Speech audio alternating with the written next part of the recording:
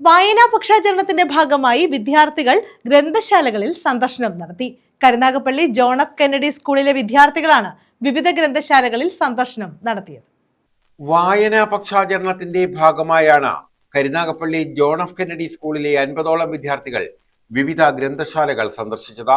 പാഠശാലയിൽ നിന്ന് ഗ്രന്ഥശാലയിലേക്ക് എന്ന പേരിലായിരുന്നു പരിപാടി. തൊടിയൂർ അസർ ഇബ്നു നജീബിന്റെ സ്മരണാർത്ഥം പ്രവർത്തിക്കുന്ന ഇബ്നു ഗ്രന്ഥശാലയിലായിരുന്നു പ്രധാന സന്ദർശനം. ലൈബ്രറിക്ക് പുസ്തകവും കൈമാറി.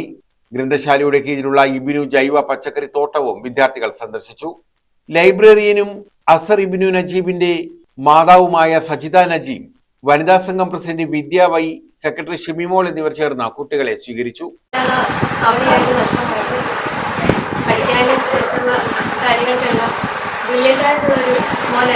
ഒരുപാട് ലക്ഷ്യങ്ങളൊക്കെ ഉണ്ടായിരുന്നു.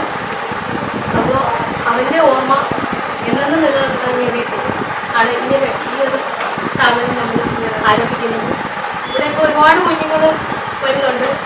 കുഞ്ഞുങ്ങൾക്ക് വേണ്ട മാർഗനിർദ്ദേശങ്ങളായാലും വേണ്ടുന്ന പരിശീലനങ്ങളായാലും എല്ലാം ഇവിടെ നമ്മൾ നൽകുന്നുണ്ട്. അധ്യാപകരായ സഹിൽ, ഷമീന, ആര്യ എന്നിവർ വിവിധ ഗ്രന്ഥശാലകളിലെ സന്ദർശനത്തിന് നേതൃത്വം നൽകി. News bureau, Karunagappally.